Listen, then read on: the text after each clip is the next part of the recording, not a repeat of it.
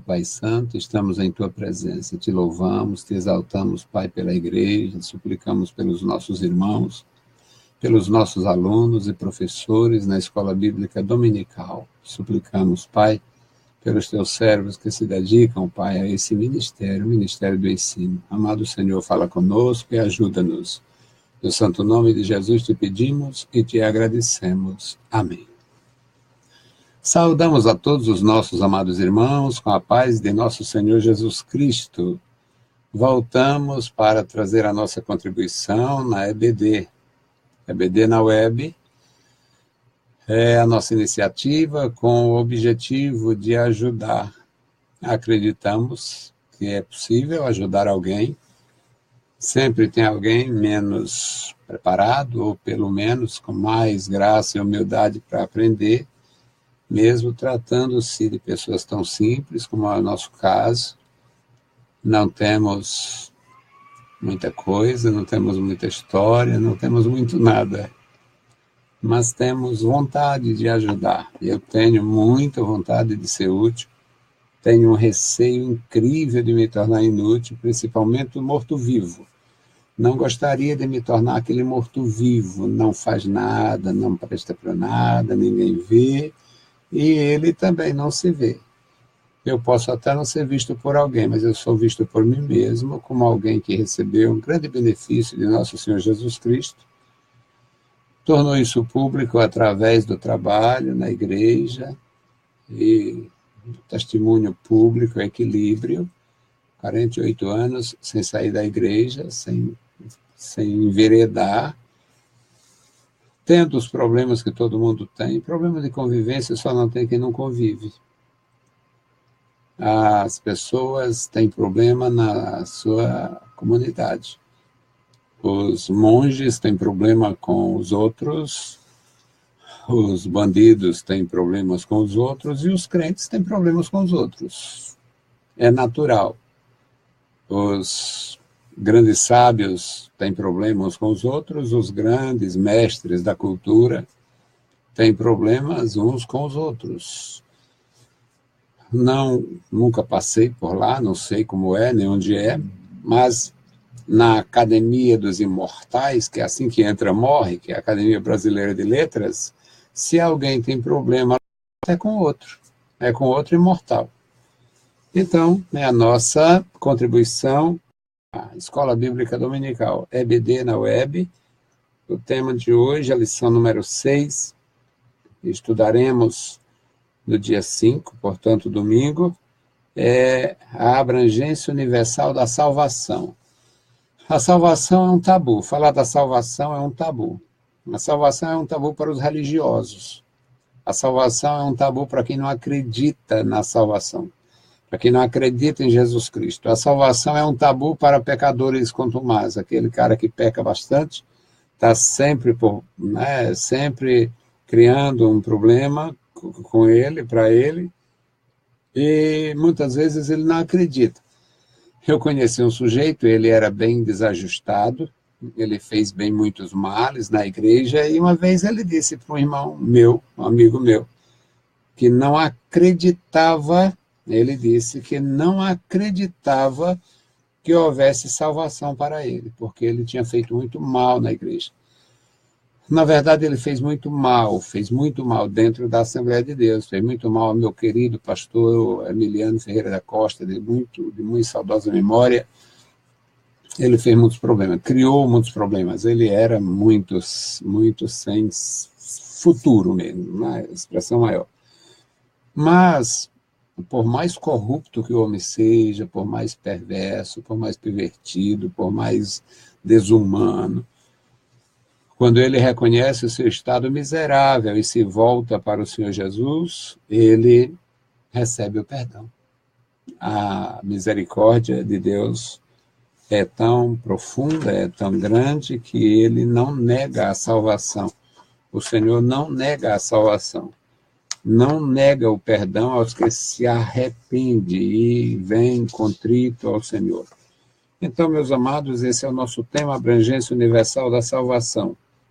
O texto áureo Porque Deus enviou o seu Filho ao mundo, não para que condenasse o mundo, mas para que o mundo fosse salvo por ele. João capítulo 3, versículo 17. E a verdade prática, a salvação em Jesus Cristo é de abrangência universal, pois os que o aceitarem em todo tempo e lugar serão salvos pela graça de Deus. Deus não faz acepção de pessoas em nenhum aspecto. Obviamente, Deus não faz acepção de pecadores. Ah, você pecou pecados graves, você foi traficante, foi marginal, assassinou pessoas, você não tem perdão. Você foi bruxo, você foi um embusteiro, desencaminhou pessoas, não tem perdão. Deus não faz assim. Deus perdoa o assassino, Deus perdoa o bruxo, Deus perdoa o blasfemador. E aquela blasfema que não tem perdão, aquela é porque o sujeito ofende o elemento da reconciliação. Quando o sujeito blasfema contra o Espírito Santo, ele não tem perdão, porque ele ofende quem faz a aproximação.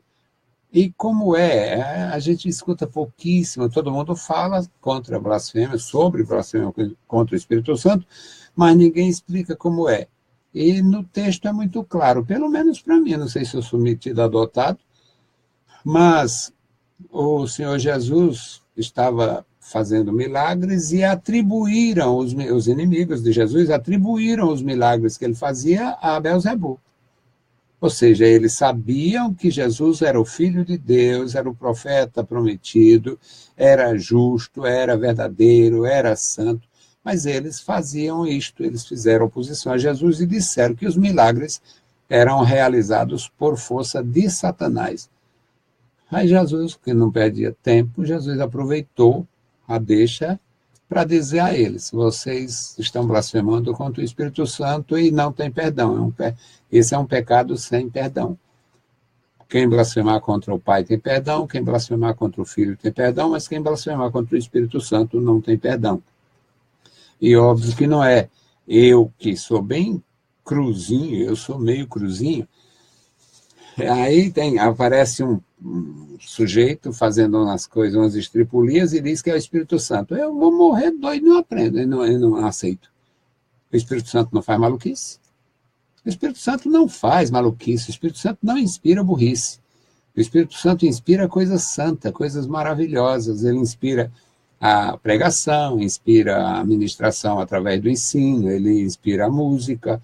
O Espírito Santo não inspira trapaças. Aí vem um trapaceiro dizer que é do Espírito Santo e eu vou dizer que ele está ou usando a carne, ou a carne usando ele, ou sendo um safado mesmo.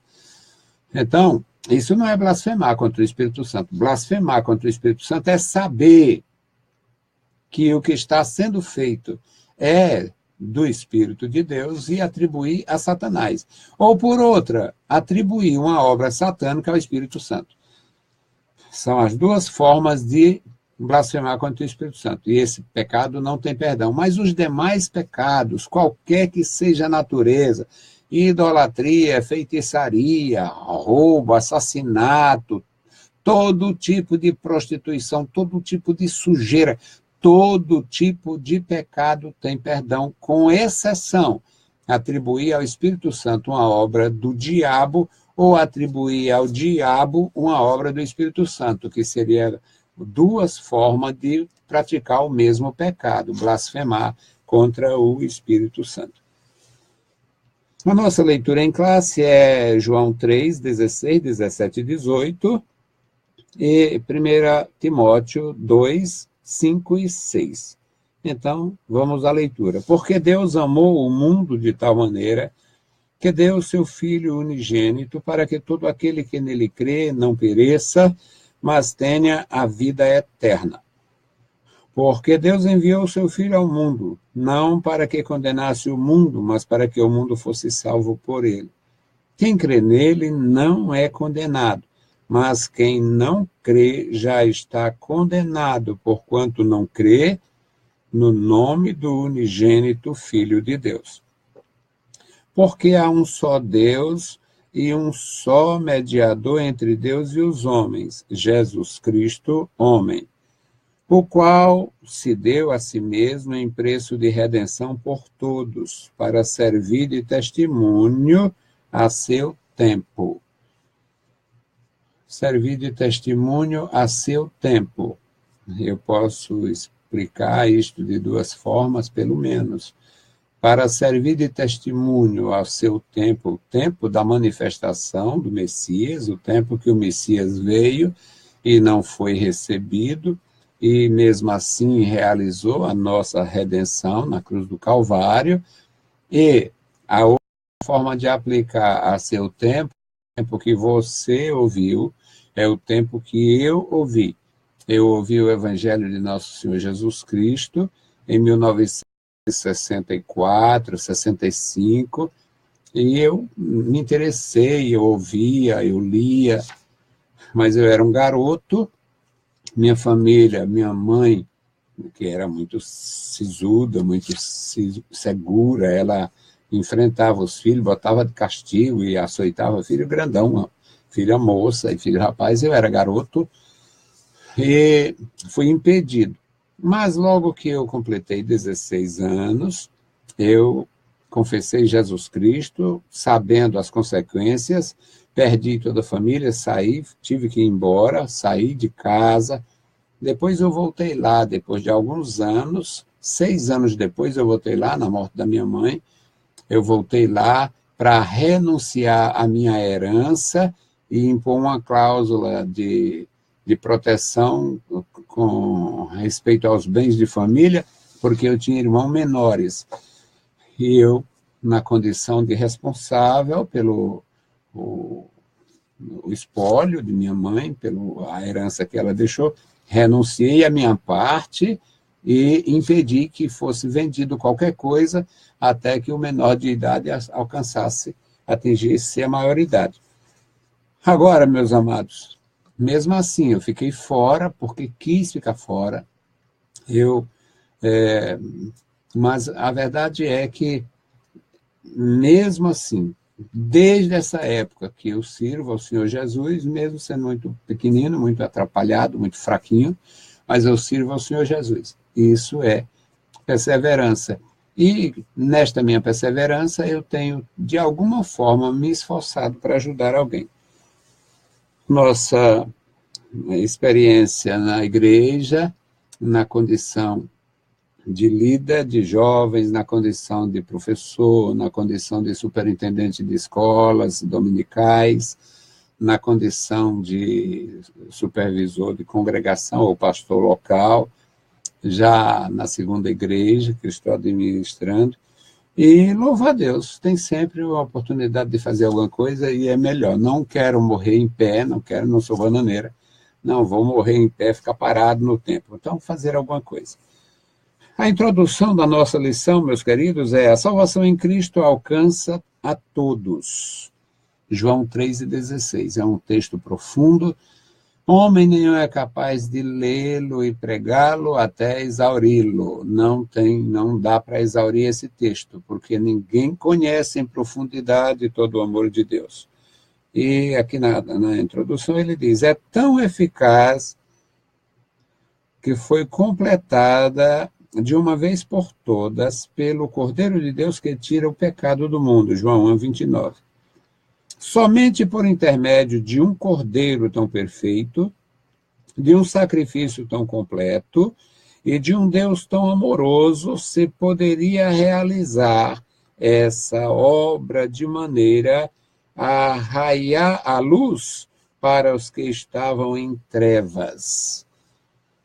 Somente através deste sacrifício profundo é que a luz de Cristo raiou, dissipando as trevas de muitos corações.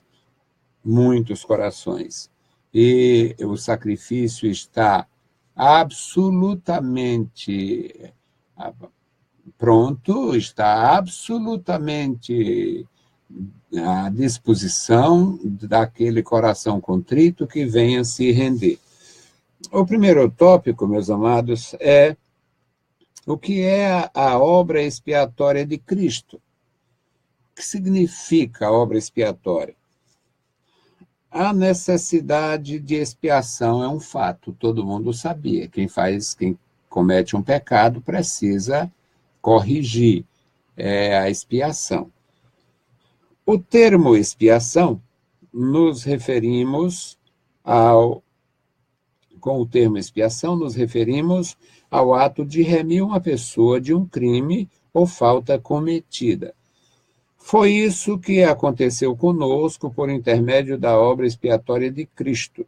Esta se tornou necessária porque o pecado atingiu a humanidade e a criação, de modo que o ser humano não consegue resolver esse problema por si mesmo. Homem nenhum seria capaz de resolver o problema. O homem tem necessidade e capacidade, e deve fazer, é reconhecer que errou. Mas resolver por si mesmo nenhum. Nesse contexto, a obra expiatória de Cristo se expressa por meio do padecimento de cruz, para aniquilar o poder do pecado sobre o ser humano. Romanos capítulo 5, versículos 20 e 21, ele fala sobre isto. Na cruz do Calvário, o lugar em que se deu o sacrifício expiatório de Cristo, substituindo o pecador pelo justo Cordeiro de Deus que pagou em nosso lugar. E para sempre a dívida de nosso pecado. Ou seja, a nossa pendência com Deus, ela foi solucionada por Jesus. A nossa pendência, nós tínhamos um pecado que impedia a nossa relação com Deus, impedia a compreensão das coisas de Deus, impedia a nossa, digamos, disposição para falar com Deus. Porque se eu não tinha o perdão do meu pecado, não tinha como me aproximar de Deus. Você, enquanto não perdoado, enquanto não perdoada, você não tem como se aproximar de Deus. Eu vou me aproximar de Deus podre? Eu vou me aproximar de Deus com toda a carga viral do pecado? Eu não posso. Ninguém pode. Então, o que aconteceu? Jesus Cristo levou os nossos pecados sobre a cruz. Agora, ele nos dá um crédito para nos apresentar diante de Deus e nós temos este benefício permanente, que é a reconciliação com Deus. O capítulo 53 do profeta Isaías, que está aqui no primeiro item desse primeiro tópico, ele expõe muito prático na exposição da palavra. O profeta de Deus, cheio da graça de Deus, ele foi chamado de profeta messiânico porque foi um dos que mais profetizou a respeito do futuro Messias, do futuro Cordeiro. E este profeta, cheio do poder de Deus, ele fala sobre a obra de Jesus.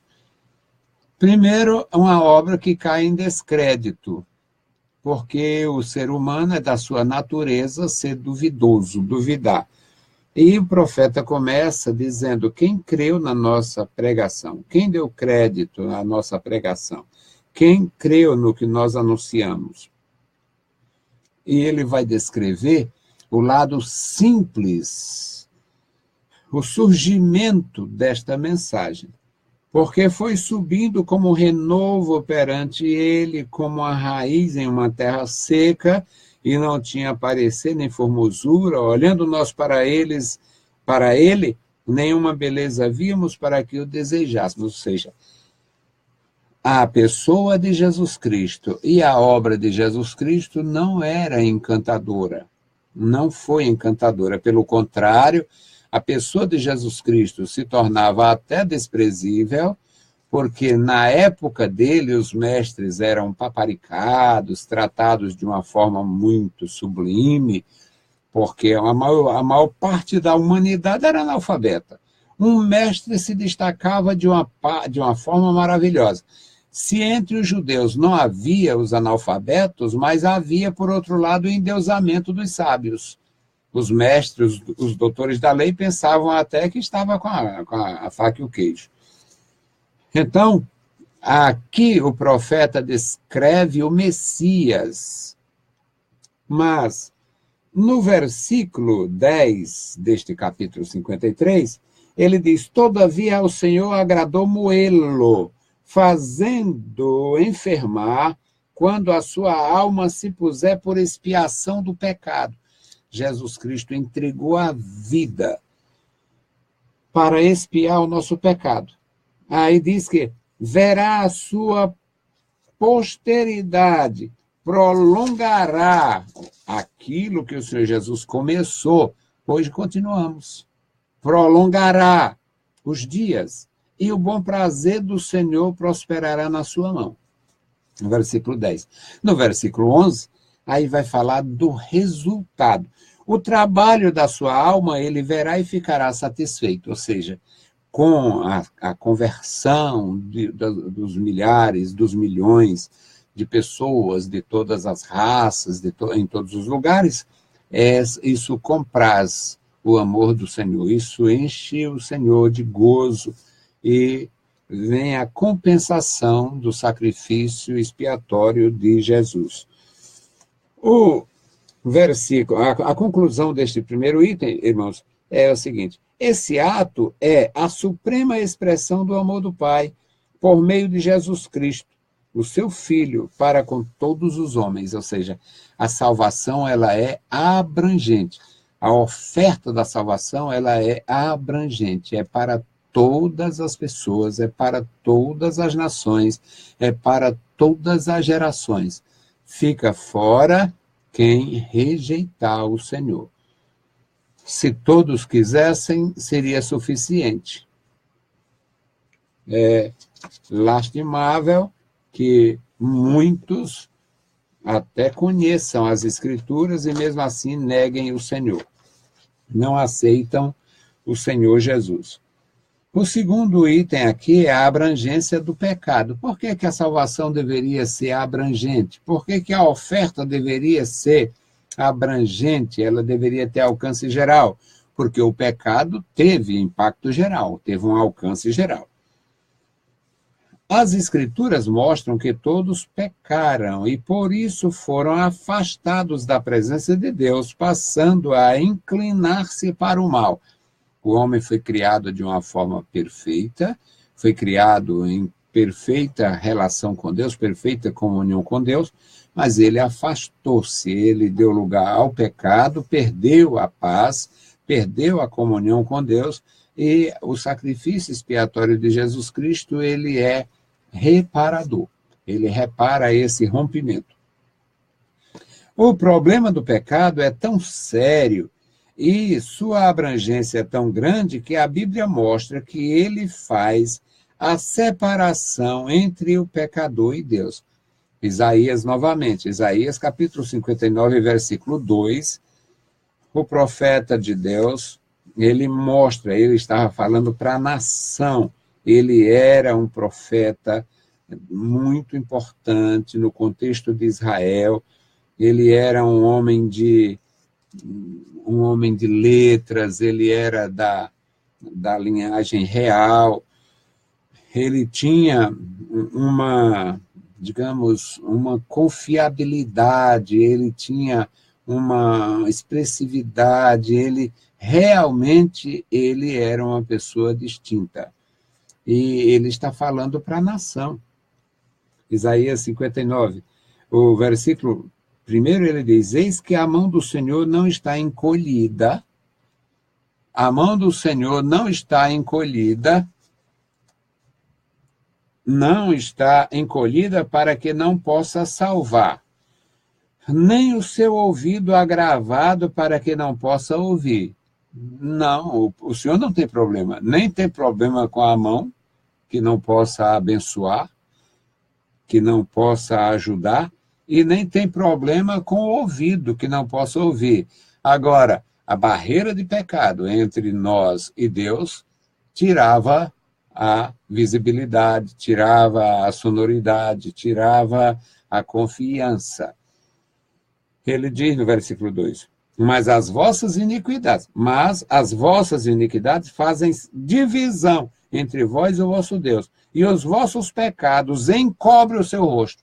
O problema não é em Deus, o problema é na gente. O pecado fazendo esta separação, criando esta barreira. O pecado criando esta barreira, impedindo a nossa oração, a nossa aproximação. Os vossos pecados encobrem o seu rosto de vós, para que não ouça, para que não vos ouça. Então, a nossa condição é a seguinte: se eu estou em pecado, eu vou orar para quê, se Deus não me escuta? E se eu estou em pecado e não oro, eu vou arriscar de outra forma. O Saul estava em pecado e não orou, terminou na macumba. E por infelicidade, tem crente fazendo a mesma coisa. Tem crente que não busca a Deus, não tem condição de buscar a Deus, ele sabe o porquê disto, aí vai para essas seitas ordinárias aí, fundada por bandidos, atrás de uma maldição, de uma bênção, por contrassenso dos piores que podem, vai atrás de uma bênção que será a maldição. Vai atrás de uma maldição chamada bênção. Eu não sei nem dizer, mas eu digo. Vai atrás. Desonesto, desobediente, rebelde, corrupto, corrupção dos sentidos, mau irmão, mau ovelha, uma desgraça. Aí vai atrás da bênção que Deus não dá aqui, ele vai atrás lá. Mas é claro que ele vai só penar. Ou ele ou ela. E aqui, meus queridos, este problema o profeta descreve no capítulo 59 de Isaías. Aí o problema é grave, porque a barreira de iniquidade, ela impede a nossa aproximação, impede a visibilidade, impede tudo. É terrível isto. Continuando, impedindo as pessoas de serem salvas da ira divina. Hebreus 10, 26, 27. Assim também a natureza foi atingida pelo pecado, fazendo a terra sofrer graves consequências naturais, degradação ambiental, poluição, destruição por causa da ganância. Tudo isso é uma verdade absoluta. A terra está sofrendo. O mundo todo está penando. Por isso a terra geme, aguardando uma restauração plena por meio da redenção dos filhos de Deus. 2 Pedro 3 e 13, Romanos 8, 20 e 21. Quando, enfim, o Senhor Jesus reinará para sempre. Aqui existe uma dificuldade, nós vamos ver no segundo tópico, em relação à restauração de todas as coisas e à doutrina dos perversos que colocam na restauração de todas as coisas numa heresia maldita. Eles colocam Satanás de novo no céu, os anjos caídos de novo no céu, que seria, o evangelho seria uma tremenda palhaçada. Se Deus tinha esse propósito de salvar no final o cão dos infernos, com tudo que é demônio, com tudo que é feiticeiro, que blasfemou, com todos os pagãos que fizeram miséria, com todos os assassinos do povo de Deus, botar o Hitler num trono lá no céu, ao lado dos judeus que ele assassinou, o evangelho seria a maior piada. Isso é a doutrina de Satanás, para confundir pessoas. Para confundir a restauração de todas as coisas, é restauração das coisas que Deus criou, e não das coisas que Satanás fez. É das coisas que Deus criou em perfeição, e sofreu a derrocada por causa do nosso pecado. Eu vou expor isso melhor no segundo tópico. Aqui, meus amados, na terceira, a expiação de Cristo, é o terceiro item, ainda no primeiro tópico. Como estudamos em lição anterior, os sacrifícios do Antigo Testamento apontavam para a obra expiatória de Cristo, em que uma vítima inocente morreria pelo verdadeiro culpado, a fim de remir o pecado e a culpa dele. Existe o pecado em si e existe a culpa, aquela premeditação, aquelas coisas que as pessoas fazem e às vezes fazem, na verdade, com bastante antecedência. O pecado vai acontecer tal dia, mas eu já estava preparando agora. Então, isso é muito sério, porque tem pessoas que se programam para pecar, como quem se programa nas férias. E ele diz aqui, enquanto os sacrifícios do Antigo Testamento apenas minimizavam a situação do pecador, a obra expiatória de Cristo resolve, de uma vez por todas, o grave problema do pecado. Aqui a diferença grandiosa, porque todos os sacrifícios do passado, eles eram sombras, eles apontavam que haveria uma solução. Deus tinha um propósito e Deus ia, no decorrer da história, ele traria isso à luz. Ele traria esse seu propósito à luz. Isso seria exposto de uma forma mais, digamos, mais clara, mas ele tinha um propósito tão grande que não pôde falar com todas as palavras. Por exemplo, aqui nesse texto do Isaías 53,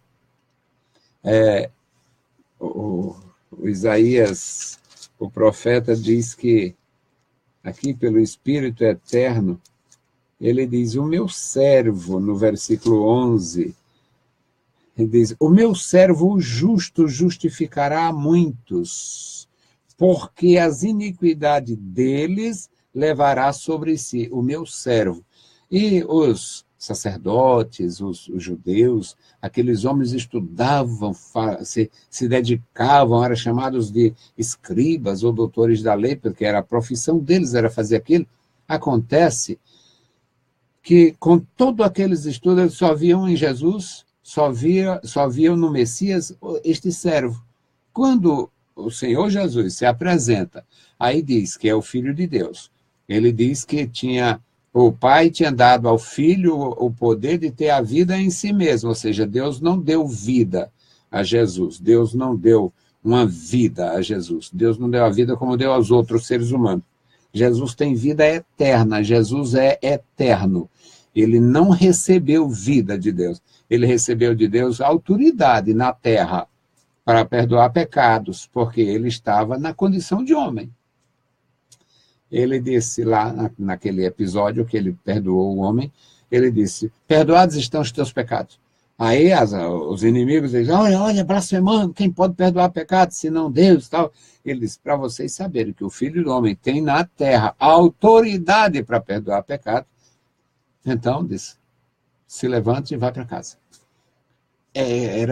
Jesus tinha recebido autoridade na terra para perdoar pecado. Mas por que ele recebeu só a autoridade para perdoar pecado?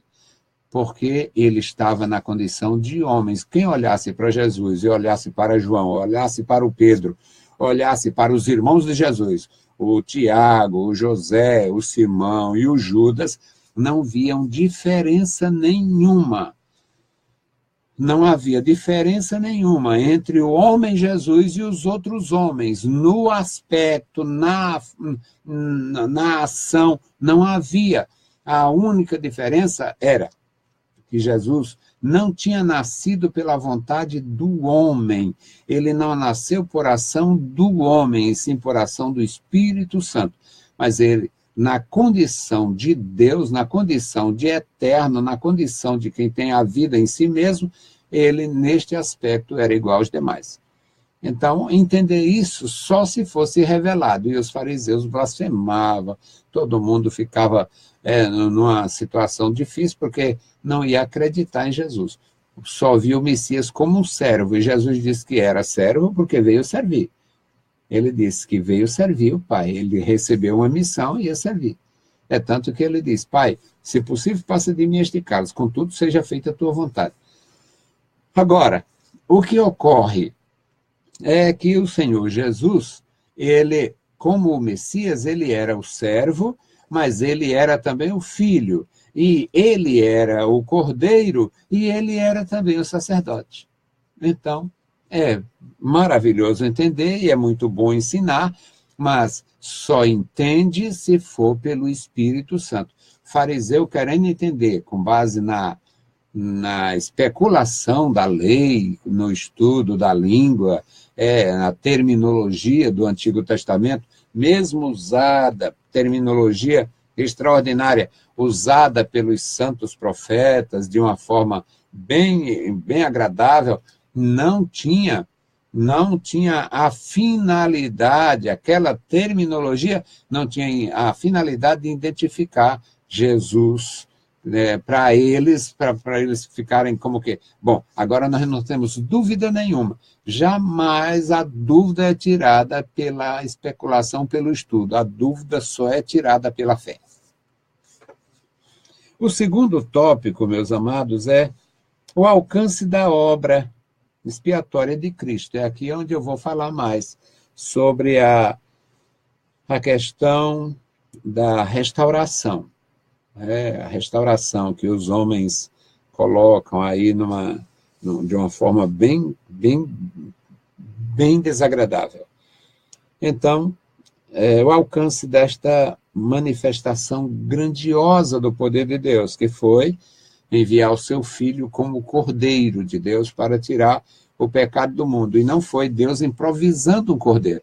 A Bíblia nos diz, em Apocalipse, capítulo 13, versículo 8, nos diz que o cordeiro foi imolado desde a fundação do mundo, ou seja, antes que Deus criasse o Adão, Deus já tinha criado o sacrifício do cordeiro, prevenindo, já estava prevenido. Deus não tem o problema que nós temos com o calendário, espera o dia de amanhã chegar para ver como é que vem. Deus vê todos os dias igualmente, Deus tem o tempo todo diante de si. A impossibilidade humana. Toda tentativa do homem de manter-se puro, sem pecado e por esforço próprio, fracassou. Nesse sentido, o sistema de sacrifícios foi apenas um vislumbre do que viria por intermédio da morte vicária de Cristo. As Escrituras mostram que a lei é incapaz de justificar o homem diante de Deus. Romanos capítulo 3, versículo 20.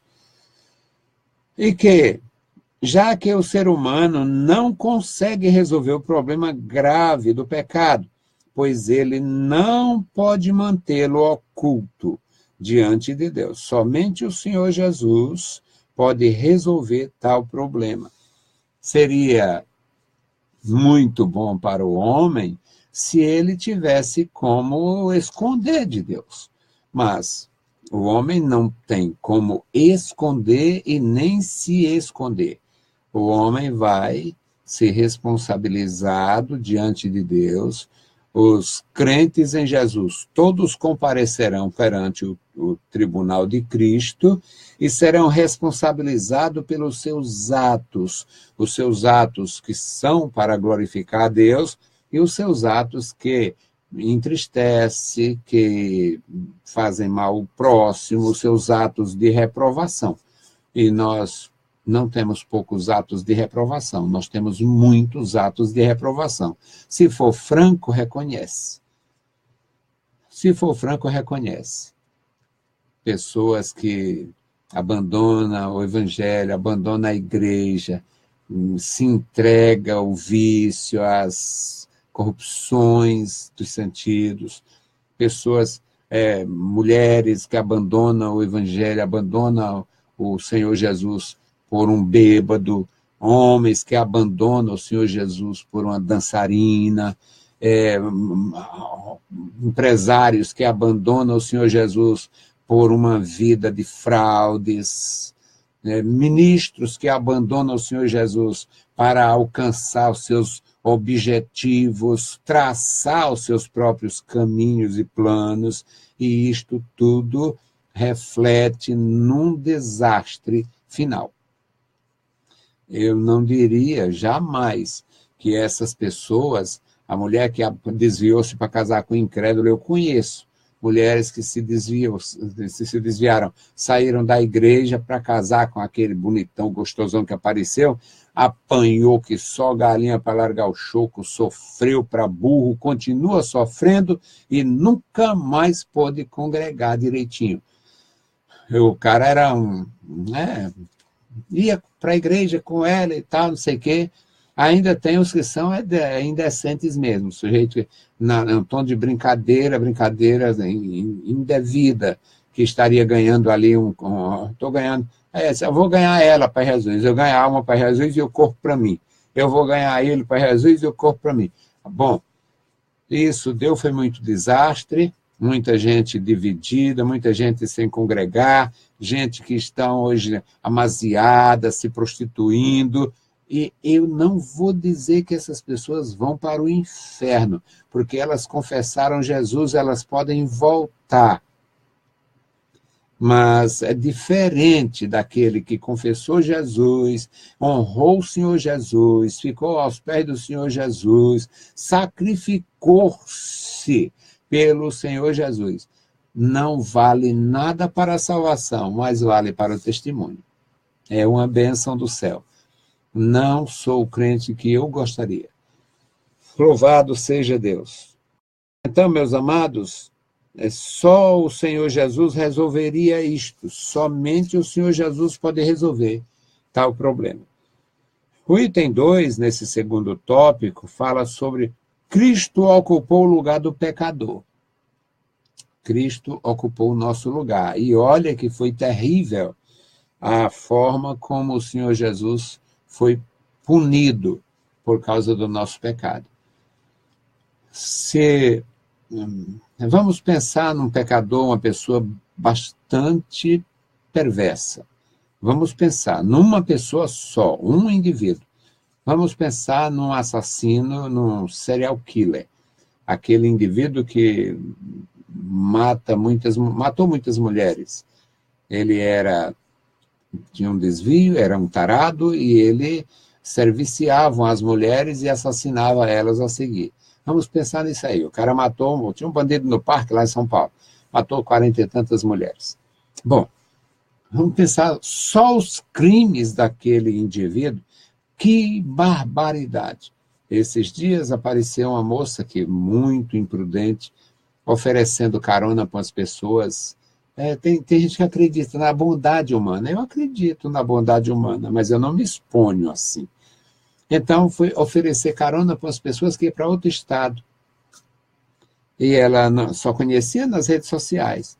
Os indivíduos marcaram, pegaram essa carona, 3 dias depois encontraram o corpo da moça, o carro depenado e tal. Bom, só esse tipo de crime já seria terrível. Agora, Jesus Cristo levou sobre si os crimes de todos os assassinos, os crimes de todos os ladrões, os crimes de todos os mentirosos, os crimes de todos os adúlteros, os crimes de todos os feiticeiros, os crimes de toda natureza, todos os crimes da humanidade e toda natureza de crime. Foi algo terrível. A morte do Senhor Jesus foi algo terrível, porque ele assumiu o nosso lugar. Ele trocou conosco. Na verdade, o Senhor Jesus, ele fez isso por iniciativa dele. Ele disse, a minha vida ninguém tira, eu entrego, eu dou a minha vida. Foi iniciativa de Jesus, fazia parte da sua missão. Mas acontece que até os homens fizeram isto. O Pilatos disse, vocês escolhem Jesus ou Barrabás. E a turma realmente, este pessoal aí do Planalto, este pessoal de Goiás, do Planalto Central, de Brasília, estava lá, escolhendo ladrões, escolhendo bandidos. Escolheram Barrabás. Barrabás está de bom tamanho para nós. Jesus não, mas Barrabás, sim.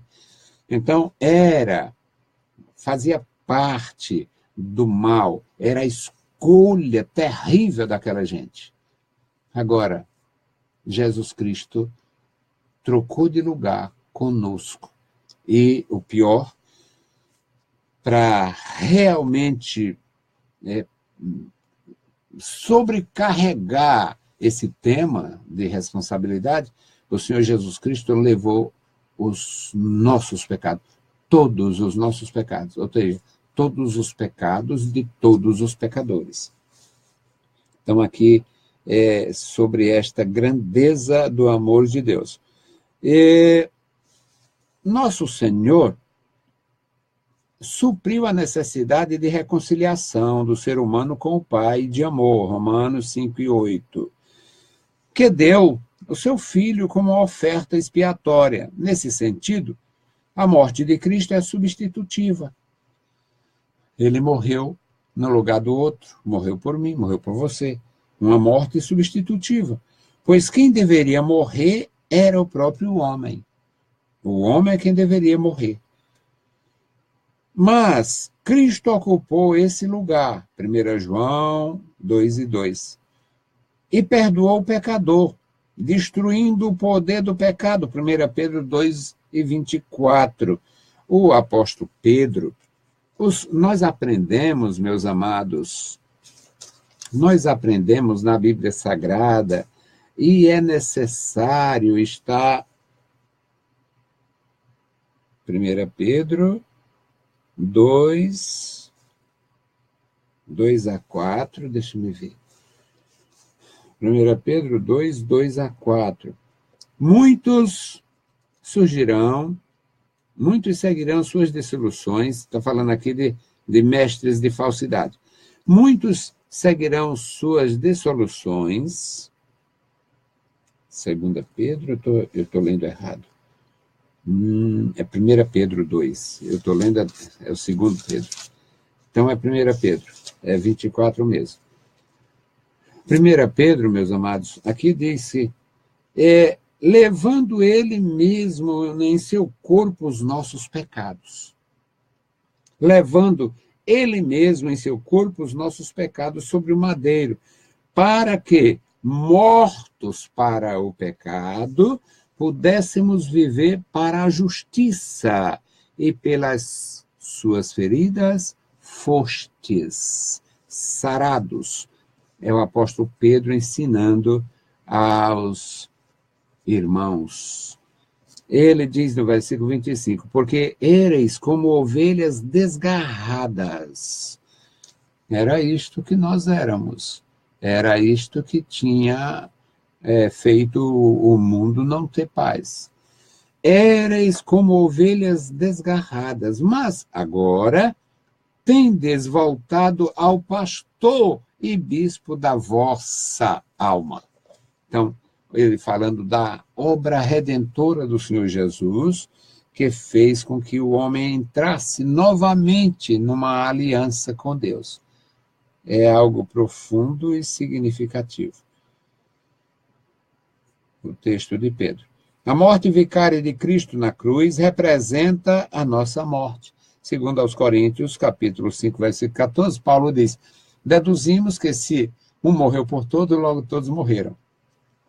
O apóstolo Paulo era o doutrinador fiel da igreja. Ele recebeu, segundo aos Coríntios, capítulo 5 e 14. Eu simplesmente fiz a citação, mas eu gosto de ler, irmãos. Eu gosto de ler a palavra por quem não sabe ler, por quem não pode ler, por quem não enxerga mais. Eu gosto de ler, até porque não tem como ensinar a palavra de Deus só com linhas, com frases de efeito. Isso é bom para malandro, que queira fazer malandragem e arrebanhar pessoas para si. Eu não tenho igreja, eu não tenho rebanho, eu não tenho interesses, eu não tenho eu não tenho a escola da corrupção, então eu não tenho nada meu. O que eu tenho é a palavra e a palavra eu entrego. Então aqui, segundo aos Coríntios 5 e 14, o apóstolo diz, porque o amor de Cristo nos constrange, julgando nós assim, que se um morreu por todo, logo todos morreram. Eu citei parafraseando, mas quis fazer a leitura claramente aqui na palavra da Bíblia corrigida, Bíblia corrigida fiel. Então, queridos, o sacrifício de Jesus Cristo, ele foi substitutivo, ele morreu no nosso lugar, e nossa participação se dá quando a gente se rende aos seus pés, quando a gente se entrega ao Senhor Jesus. Então, é claro que foi uma morte vicária, substitutiva, e a afronta sofrida por ele era para ser minha e sua. Concluindo esse segundo item aqui, ele diz, pois foi esse sacrifício que nos resgatou da maldição da lei, fazendo-se maldição por nós. Gálatas 3:13.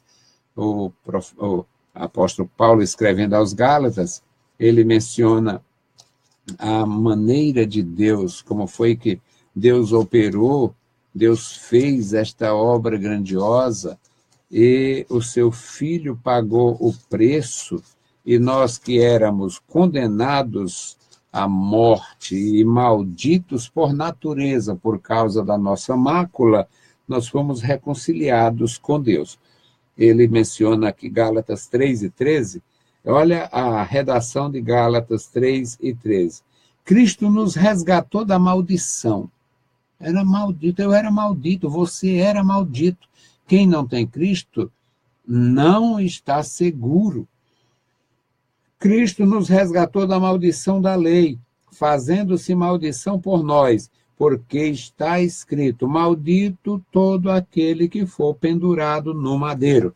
Esta escritura, que fala da maldição dos condenados, é, na verdade, um texto muito profundo.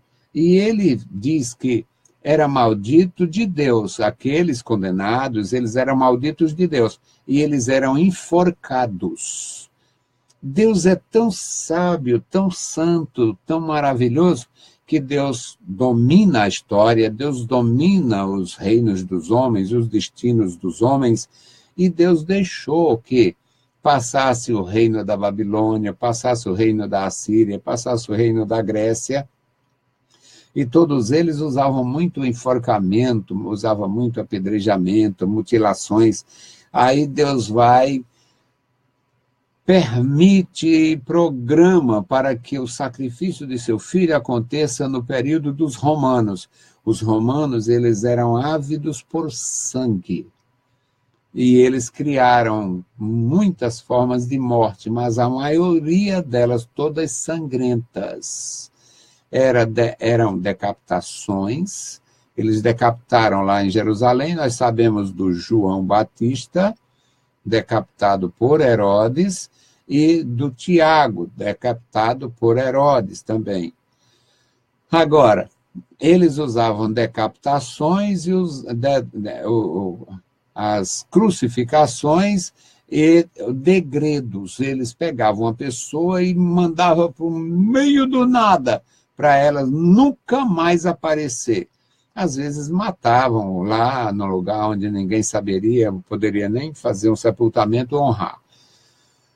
Mas, com o Cordeiro de Deus, era necessário que ele derramasse sangue, a sua morte fosse vicária e fosse também testemunhada por todos. O terceiro item aqui é o alcance universal. É aqui que eu quero me deter um pouquinho para falar sobre a universalidade do sacrifício de Jesus. O alcance universal da obra expiatória. O alcance da obra expiatória operado por Cristo é universal, pois ela envolve todos os homens e o homem todo. Ela envolve toda a humanidade, muito embora parte da humanidade vai perecer por rejeitar, mas se eles aceitassem, teria o benefício. Mas a obra é para todos, é oferecida a todos, a oportunidade oferecida a todos, oportunidade de salvação. Agora, os que aceitam têm o benefício para o homem completo, porque o benefício é para o espírito, alma e corpo. Espírito, porque é a partícula que nós recebemos de Deus. No ímpio, a parte que Deus comunicou se torna prisioneira. E a alma do indivíduo, que é, digamos, o motor das suas ações, as motivações, a vida motora do indivíduo, ela, conduzida, administrada por um espírito corrompido, tem o corpo como instrumento de iniquidade, instrumento de pecado. Mas a obra de nosso Senhor Jesus Cristo é tão profunda que ele redime o espírito, a alma e o corpo. O espírito para voltar a Deus, de onde veio, no aspecto da santidade, da santificação. A alma para satisfazer a vontade de Deus e não cair na sujeira, no mal, como se fosse natural e normal, fazer o mal. E o corpo que não se torna um instrumento de pecados, um instrumento de corrupção, e sim um elemento para a glorificação do nome do Senhor. O apóstolo Paulo, disciplinando a igreja com a doutrina, ele diz: não sabeis vós que sois o templo do Espírito Santo, que sois o corpo, o vosso corpo é um templo e o Espírito Santo habita em vós. Portanto, a redenção em Cristo ela é completa. Então, a redenção de todas as coisas é completa. Ele menciona ainda, alcançando todo mundo. É o mundo todo. Só não recebe se não quiser, mas a oferta de Deus é para todos. Além disso, por meio da expiação de Cristo, a garantia da redenção, da reconciliação, da justificação, da adoção e do perdão dos pecados. Entretanto, convém destacar que essa tão grande salvação precisa ser aceita pela fé para se tornar efetiva. A validação do sacrifício de Jesus é dado com a nossa aceitação, porque o Senhor, ele não empurra a nossa porta, ele não bate na nossa porta botando a porta dentro, ele bate pedindo para a gente abrir. Eu acho lindo aprender, e aqui ele coloca a última referência, Efésios 2:8, pela graça sois salvos, mediante a fé. Isto não vem de vós, é um dom de Deus. É necessário se render a Cristo. O terceiro tópico é Cristo oferece salvação a todo mundo. Um reforço aqui na universalidade da salvação. Perdão, libertação e cura. O maior resultado da salvação operada por Jesus é o perdão dos pecados e a reconciliação do pecador com Deus. Jesus deixou isso muito claro. Ele diz, o que adianta o homem ganhar o mundo inteiro e perder a sua alma? O que adianta? Qual o benefício do homem? Não há benefício. Ainda por meio da salvação em Cristo, Deus se faz presente na cura dos enfermos. Outro benefício da salvação, da obra de nosso Senhor Jesus Cristo, é aplicar o poder do seu sacrifício como um benefício para nós. O Evangelho de Jesus é poder de Deus para a salvação de todo aquele que crê. Mas a pregação desta salvação é acompanhada de sinais. Está escrito para o nosso ensino. Estes sinais seguirão aos que creem em meu nome. Expulsarão aos que creem em meu nome, expulsarão os demônios, falarão novas línguas. Se beberem alguma coisa mortífera, não sofrerá dano.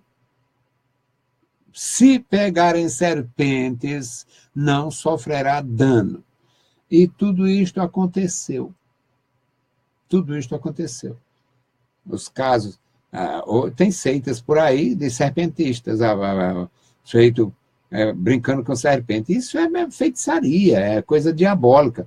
Deus não mandou ninguém brincar com serpente. Mas, se eu tivesse no meu trabalho, tivesse um contato indevido, como é que diz, inadvertido com uma serpente, a serpente me picasse, eu, na obra de Deus, não sofreria mal algum. Estando assim, revestido de fé, de graça, buscando a Deus. Agora, vai brincar com serpente para ver o que dá. Não, nós somos ensinados a não tentar ao Senhor, não tentar a Deus. Uma outra parte, meus amados, aqui, ainda sobre o benefício do Evangelho, na ressurreição dos mortos.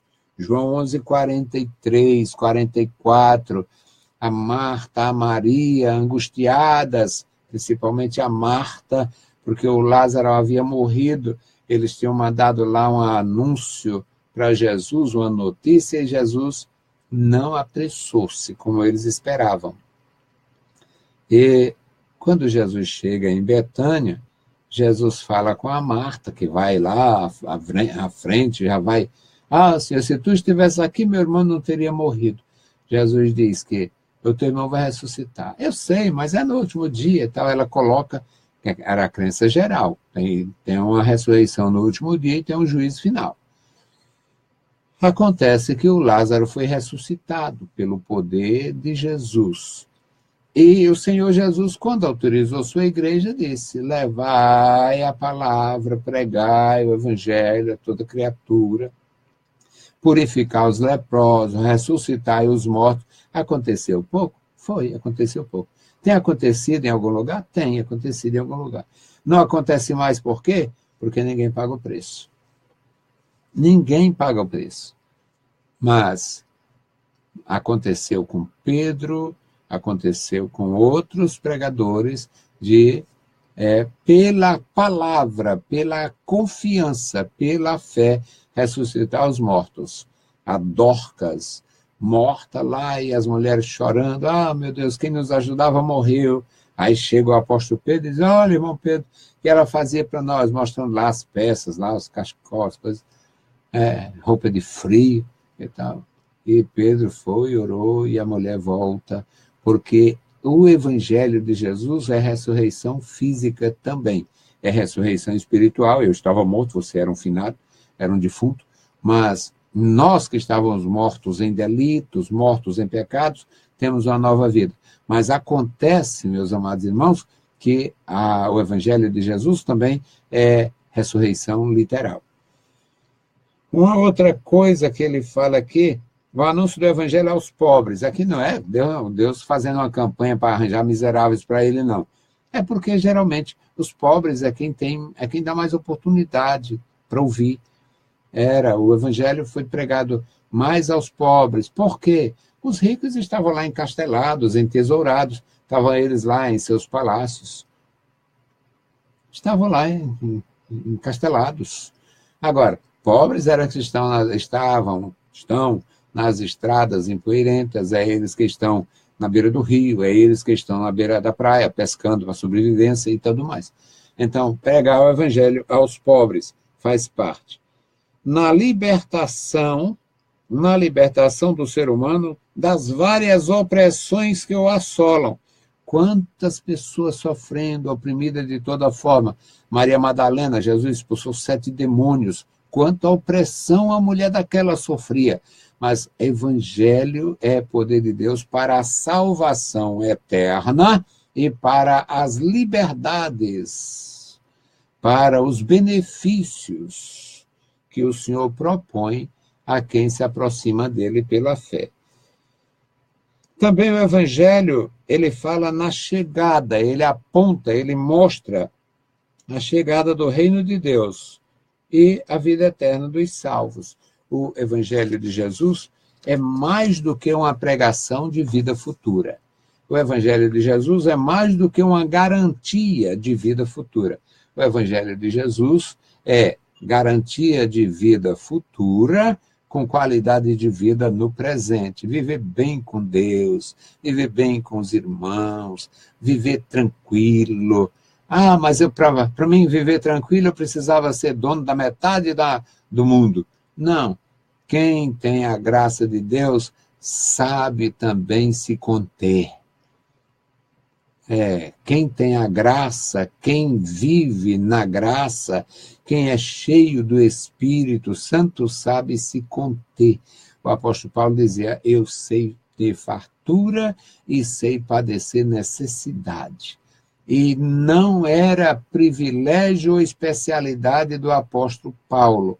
Todo crente consagrado, ele sabe viver isto na presença de Deus, porque o Espírito Santo é quem ensina. O item 2, aqui do último tópico, é a salvação é para todo mundo.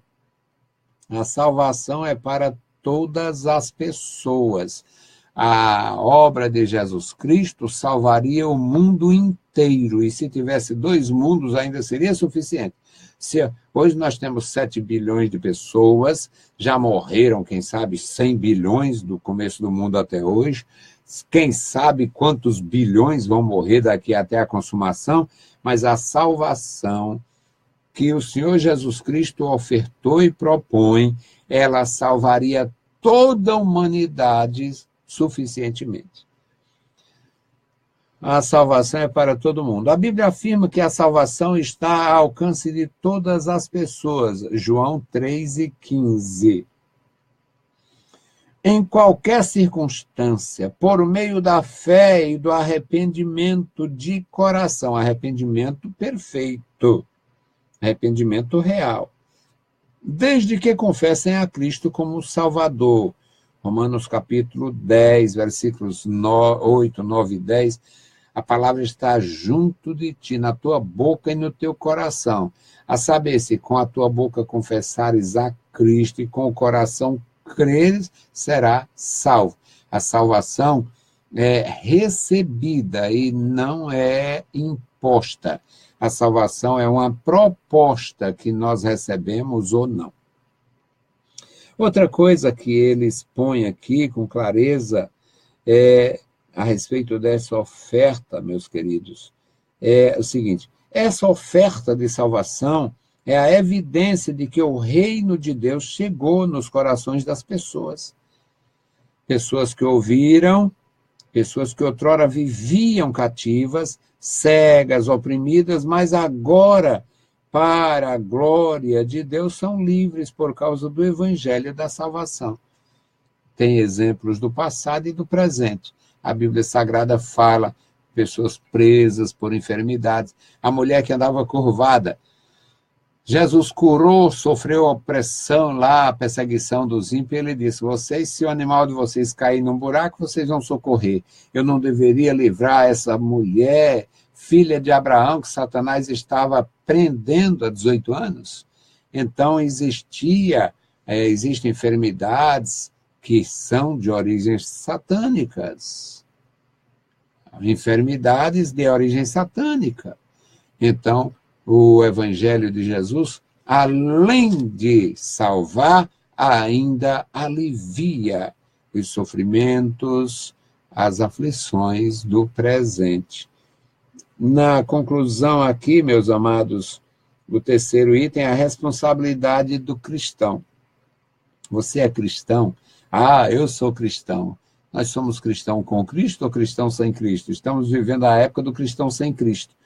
Igrejas grandes, ricas, no instante o sujeito bota um negócio aí, é negócio mesmo, essa gente está botando negócio, eles estão fazendo negócio, está previsto.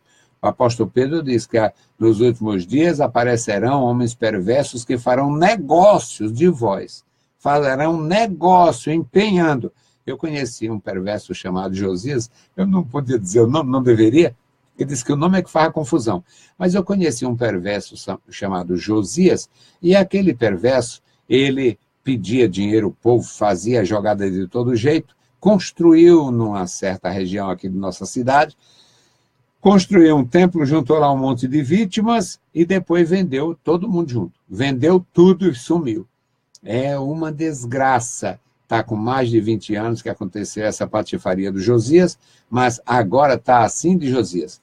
Está assim de perversos. Eles fundam lá suas organizações de perversidade, geralmente é marido e mulher, ou 2 amigos cúmplices, mas tem lá, eu vi, trabalhei no cartório e vi o registro dessas seitas imundas. O fulano de tal dos Anzóis Pereira e a vice-presidente, a Maria fulana de tal dos Anzóis Pereira. Então, tudo em casa, isso é desgraça.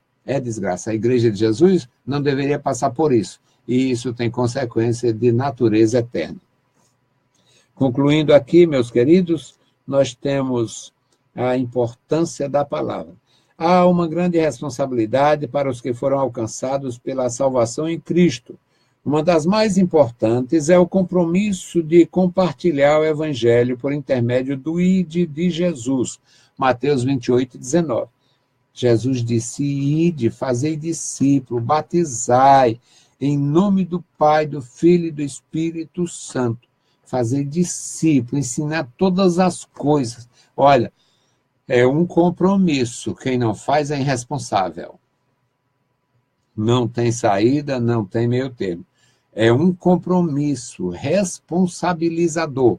Quem não cumpre está sendo irresponsável. Isso significa evangelizar e discipular pessoas que participam do nosso ciclo de contatos, sejam elas reais ou virtuais, a questão dos círculos de contatos. Hoje, a questão de redes sociais, todo mundo tem rede social, eu tenho uma boa rede para dormir, mas todo mundo nas redes sociais, rede social, está aqui, eu usando a rede social. Agora, quem é que usa a rede social para evangelizar? Quantos poderiam estar usando? Tem muita postagem, mas besteira. Muita baboseira. Muita baboseira. Ah, eu amo demais. Aí vem aquele derretimento de amor falso. Olha, amor falso, o inferno está lotado. O amor tem que ser verdadeiro, é o amor de Deus, é a palavra de Deus. O amor de Cristo está derramado em nossos corações pelo Espírito Santo que nos foi dado. Então, quem tem o amor de Cristo derramado no coração pelo Espírito Santo, como doador, não pode usar este poder para fazer besteira. Não pode usar esta graça para estar se expondo, fazendo gracinhas e aparecendo. Eu vou morrer de chato, mas eu quero morrer crente. Então, meus irmãos, concluindo aqui, também comprometer-se com missões regionais ou mundiais, colaborando com as igrejas locais que sustentam missionários. Atos 13, 2, ele coloca aqui, a igreja de Antioquia. Uma igreja grandiosa, algo maravilhoso, a igreja de Antioquia. E nesse texto de Atos, nós aprendemos, irmãos, como é possível, Atos capítulo 13, como é possível e como a igreja de Jesus é diferente dessas arapucas, esses jiqui, essas armadilhas que tem no caminho das pessoas. Olha o que diz aqui, Atos 13, de 1 a 3. Na igreja que estava em Antioquia, havia alguns profetas e doutores, a saber, Barnabé e Simeão, chamado Níger, e Lúcio, Cirineu, e Manaém, que fora criado com Herodes, o tetrarca, e Saulo. E servindo eles ao Senhor e jejuando, disse o Espírito Santo: apartai para mim Barnabé e Saulo, para a obra que eu os tenho chamado. Então, jejuando e orando, e pondo sobre eles as mãos, despediram. Isso é a igreja do Senhor Jesus. Ah, mas o Senhor está querendo demais. Está querendo isso no século XXI? Sim, sim. Isto aqui é a igreja do Senhor Jesus. Século XXI, o tempo não separa. Existem umas músicas que dizem que o tempo não apaga, aí vai o cara vai cantar a música de quem foi traído. O tempo pode até não valer, pode até não separar quem foi traído, mas o tempo não apaga o poder de Deus, o tempo não apaga a verdade, o tempo não apaga o evangelho, só não acontece isto porque não dão lugar. O nosso Deus continua dando graça, inspiração, sabedoria e poder a quem tem compromisso. E na conclusão, de fato, agora vamos concluir, ele diz o seguinte: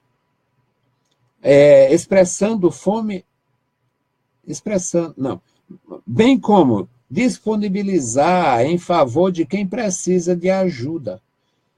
Disponibilizar-se em favor de quem precisa de ajuda. Eu dou as costas, eu quero nem saber quem tem atrás de ajuda. Isso é conversa. O Evangelho do nosso Senhor Jesus Cristo é plenitude de vida, plenitude de graça.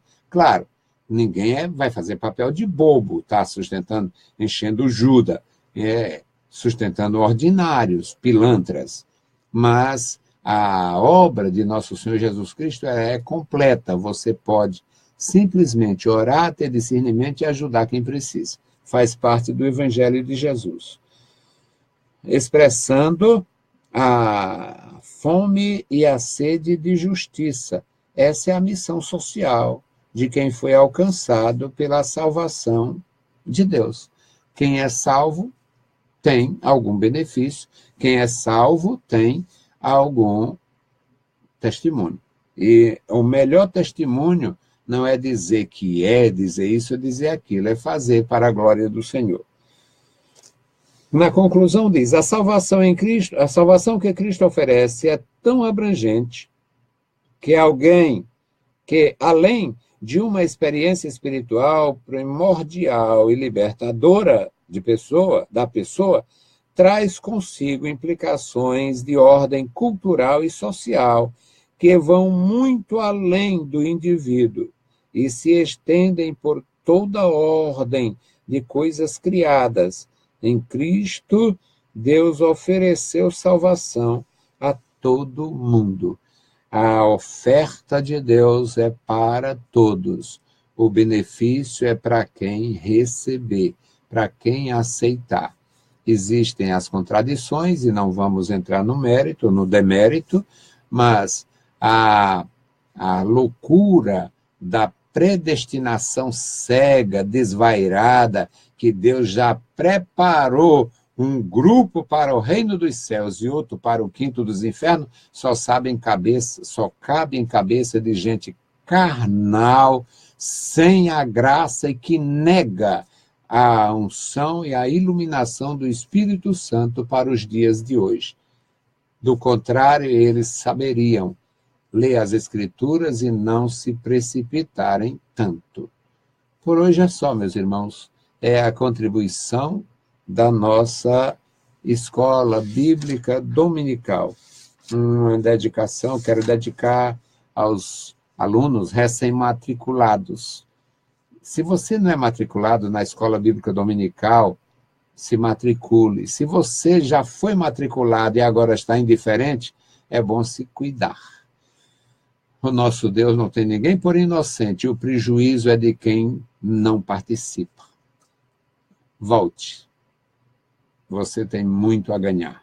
Bendito Deus, Pai querido e santo, Senhor da glória, obrigado pelos meus irmãos, obrigado pela escola bíblica dominical, obrigado pelos superintendentes, obrigado pelos professores e alunos. Pai querido, ajuda-nos, nos dá graça, nos dá, meu Senhor, prazer neste ato maravilhoso de ensinar, nos dá prazer nesta obra grandiosa de transmitir a Tua palavra com segurança, com verdade, com graça. Amado Senhor, ouve a nossa oração. No maravilhoso nome de Jesus te pedimos e te agradecemos. Amém. Saudamos a todos com a paz de nosso Senhor Jesus Cristo. Se o Senhor permitir, voltaremos na sexta-feira com EBD no ar, mais uma contribuição do vosso irmão em Cristo, professor Antônio Freire. Deus os abençoe, leiam a Bíblia Sagrada e a graça de nosso Salvador repouse sobre vós. Amém.